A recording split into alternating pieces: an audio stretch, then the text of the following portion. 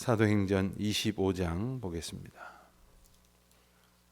사도행전 25장 1절부터 27절까지 사도행전 25장 1절부터 27절까지 말씀 우리 다 함께 한 목소리로 봉독합니다. 베스도가 부임한 지 3일 후에 가이사랴에서 예루살렘으로 올라가니 대제사장들과 유대인 중 높은 사람들이 바울을 고소할세 베스도의 호의로 바울을 예루살렘으로 옮기기를 청하니 이는 길에 매복하였다가 그를 죽이고자 함이더라. 베스도가 대답하여 바울이 가이사랴에 고류된 것과 자기도 멀지 않아 떠나야 할 것을 말하고 또 이르되 너희 중 유력한 자들은 나와 함께 내려가서 그 사람에게 만일 옳지 않은 고발하라 하니라.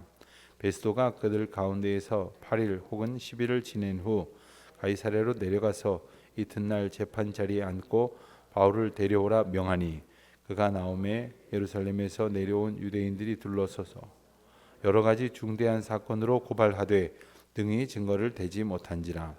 바울이 변명하여 이르되 유대인의 율법이나 성전이나 가이사에게나 내가 도무지 죄를 범하지 아니하였노라 하니 베스도가 유대인의 마음을 얻고자 하여 바울더러 묻되 네가 예루살렘에 올라가서 이 사건에 대하여 내 앞에서 신문을 받으려느냐. 바울이 이르되 내가 가이사의 재판자리 앞에 섰으니 마땅히 거기서 신문을 받을 것이라.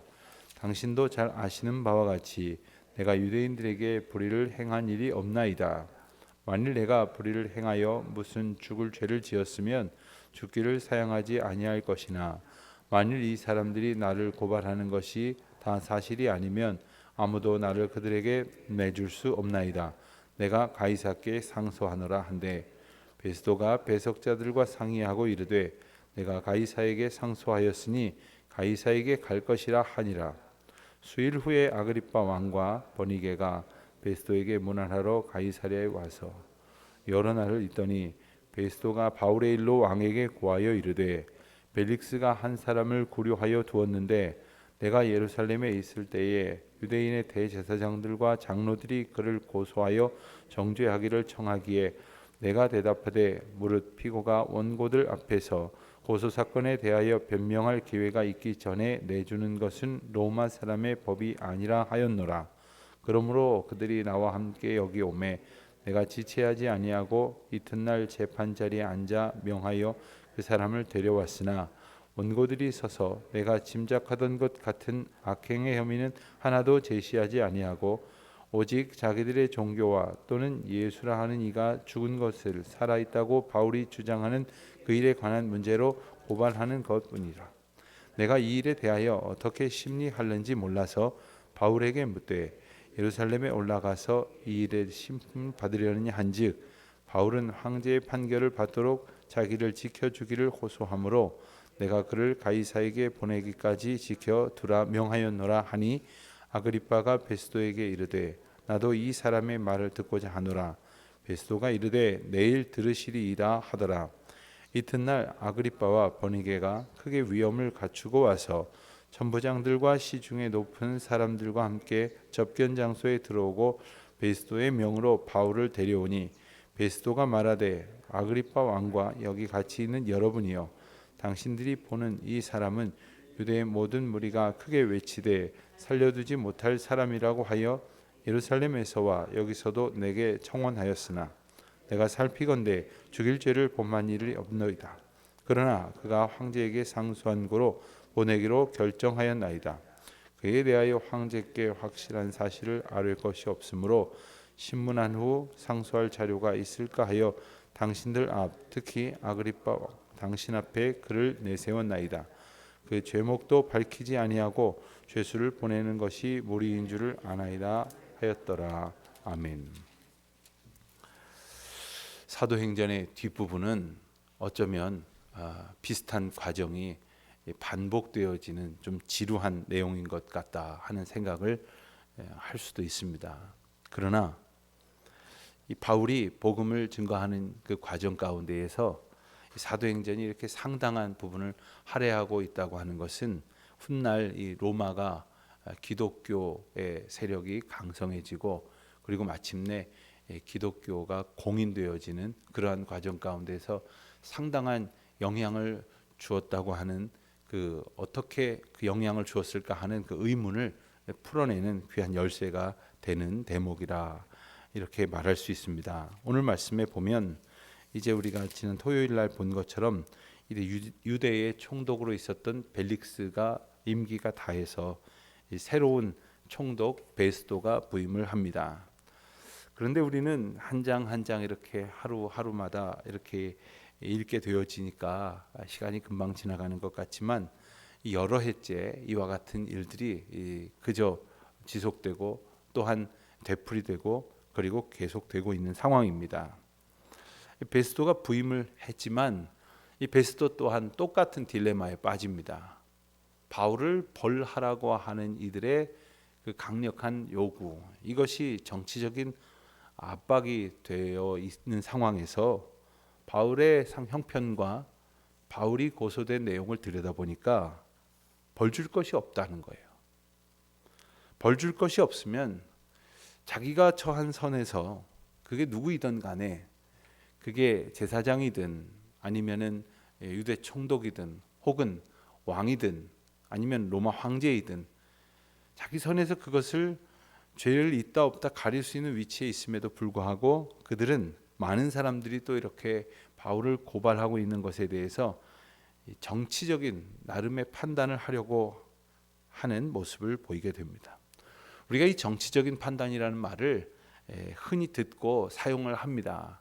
특히 우리가 뭐 뉴스나 어떤 그 시사 프로그램 같은 데서 많이 듣지만 종종 일상생활 속에서도 농담 섞어가면서 하는 말일 때도 있고 또한 때로는 어떤 상황에 대해서 비유적으로 말할 때가 있지만 정치적이라고 하는 말에는 진실에 입각하고 그리고 사실관계에 가까운 그러한 결정이나 판단을 내리는 것이 아니라 이해관계에 가까운 판단을 내렸다는 뜻을 밝히는 것입니다. 하나님께서 뭘 원하시고 하나님께서 밝히 보이시는 그 진리 앞에서 어떠한 삶을 살아가야 하는지를 붙들어야 될 하나님의 백성들이 때로는 이 세상적인 이해관계에 얽혀서 그와 같은 판단을 하게 된다면 이것이 말이 좋아 정치적인 판단이지, 이것은 하나님의 법도 대신 자기의 이해관계를 더 찾으려는 모습에 지나지 않는다 하는 것입니다. 권력을 가진 사람일수록 책임도 더 큰 법입니다. 권력을 가진 사람은 그 권력으로 자기의 힘을 과시하는 것이 아니라 올바르게 끌어가야 할 것은 끌어가고 바로 잡아야 할 것은 바로 잡아야 한다는 책임이 있는 것입니다. 그럼에도 불구하고 지난 시간 우리가 보았던 벨릭스나 혹은 그 앞에서 보았던 가이사나 혹은 이제 그 여러 대제사장들이나 그리고 오늘 본문에서 보는 새로운 총독 베스도나 그리고 그를 찾아온 아그리빠 왕이나 또한 베니게 같은 이들이 바로 모두 그와 같은 책임 가운데에 면할 수 없는 그러한 어리석음을 저지르고 있는 모습을 오늘 우리가 보게 되어지는 것입니다. 오늘 말씀을 보면 베스도는 예수님 그 이후에 예수님 이후에 유대를 다스렸던 많은 총독들 가운데 가장 유능했던 총독이다 이렇게 평가를 받기도 한다고 합니다. 그런데 그는 이제 유대 지도층에게 지지를 받으면서도 나름대로 그 처결을 로마의 본국의 법도에 합당하게 이렇게 처결해 가는 가운데에서도 누군가 억울한 일을 당하지 않게 하려는 그러한 배려를 나름 했다고는 합니다만은 오늘 말씀에 보면 황제에게 이렇게 제소하는 것도 자기 선에서 그 범법과 잘못의 유무를 판단하고 결정하려는 것이 아니라 우선 자기에게 그 주어진 상황을 이제 미뤄두는 그러한 비겁한 모습에 가까운 것을 우리가 볼 수 있게 됩니다. 새로운 총독인 베스도는 유대 총독과 그리고 지도층과의 사이가 너무 빨리 이렇게 어그러지고 멀어지게 되는 것을 바라지 않았습니다. 그래서 이 사건의 상황이 자기의 정치적인 입지를 줄여가는 그런 원인이 되지 않기를 바랬던 것입니다.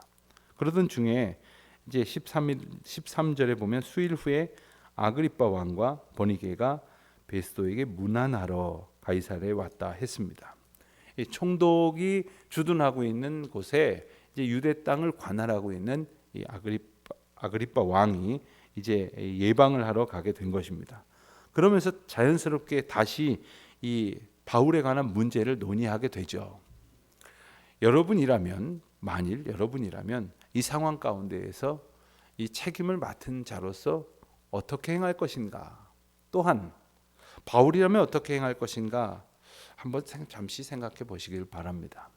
바울이라면 이렇게 비겁한 지도자들 앞에서 사실 무엇을 기대할 수 있었겠습니까? 또 계속해서 구금되는 날이 계속되어지는 상황 속에서 내게 주어진 책무가 무엇일 거라는 소망을 가질 수 있겠습니까? 그러나 바울은 언제나 하나님이 인도하시는 그 걸음 가운데에서 내가 갇혀 있든지 혹은 자유자이든지 혹은 종이든지 어떤 상황에서든지 하나님의 사명을 품은 자로 살아가고 있음을 그는 놓치지 아니하고 있는 귀한 모습을 보게 됩니다. 앞서 10절 말씀에 보면 바울이 이르되 내가 가이사의 재판 자리 앞에 섰으니 마땅히 거기서 신문을 받을 것이라. 당신도 잘 아시는 바와 같이 내가 유대인들에게 불의를 행한 일이 없나이다. 불의를 행한 일이 없으면 굳이 가이사의 재판 자리에 갈 이유가 뭐가 있겠습니까? 그러나 바울에게는 이제 로마를 향한 비전이 있었고 로마로 이끄시는 하나님의 사명 가운데에 자기 자신의 인생이 걸려 있음을 그는 늘 기억하고 있었습니다. 물론 이 죄수의 신분으로 이렇게 끌려갈 것이라는 그러한 생각을 일찍이 하지는 않았을 것입니다. 그러나 하나님께서 어떻게 인도하시든 그에게 주신 소명과 그에게 맡기신 귀한 사명을 감당할 수 있도록 이끌어 가신다고 하는 사실, 이것을 기억하는 것, 이것이 믿음과 소명을 가진 사람이 끝까지 붙들어야 될 태도인 것입니다. 예컨대 우리가 기대하고 생각하는 삶에서 하나님께서 인도하시고 우리를 이끄시는 그 삶의 모습이 과연 얼마나 일치하는지, 우리의 기대가 헛되고 허망한 것이 많기 때문에 하나님께서 인도하시는 것이 우리 마음에 때로는 다르게 생각이 들는지도 모릅니다. 우리가 예기치 못한 뜻하지 않은 일들 가운데 서 있다고 한식할 때도 있을 것입니다. 그러나 하나님께서 궁극적으로 우리의 삶을 가장 선한 것으로 이끄신다는 믿음 가운데서 살아갈 때, 어제 우리가 설교 말씀 가운데에서 이제 나오미와 룻이 살아가는 그 형편이 참으로 인간적으로는 어느 하나 기대할 수 없고 소망을 둘 수 없는 것임에도 불구하고 선하신 주님께서 나를 이끄시고 우리를 이끄시고 또한 우리를 온전케 하시고 붙드신다는 것을, 주님의 선하시고 인자하신 은혜와 사랑을 베푸신다는 것을 기억하고 살았던 것처럼, 그리고 그와 같은 소망을 품고 비록 온 몸이 고통 가운데에 어거되어진 그러한 형편의 나날이 여러 해가 계속된다 할지라도 그 믿음과 소명을 잃지 않았던 바울처럼 오늘도 우리의 사명 가운데에 주께서 주신 은혜를 먼저 생각하고 먼저 바라보며 먼저 소망을 품고 살아가는 우리 모두가 되어지시기를 주님의 이름으로 축원드립니다.